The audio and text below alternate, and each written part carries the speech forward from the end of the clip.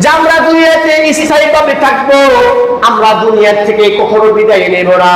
আমার আপনার চাল চলারের অবস্থা এমন হয়েছে যে মনে হয় যে আমার দাদাও এই দুনিয়াতে স্থায়ী ছিল, আমার বাবাও স্থায়ী ছিল, আমিও স্থায়ী থাকবো।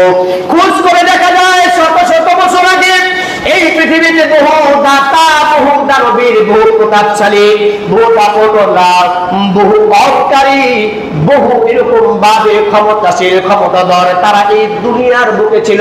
তারা এরকম ভাবে শত শত বছর হয়ে গেছে দুনিয়া থেকে অন্ধকার কবরে 3.5 হাত মাটির ঘর, সেই ঘরের ভিতরে ঘুমাইছে। তাদের আজকে কোনো অস্তিত্ব নাই। কথা বলেন ঠিক না বেঠিক?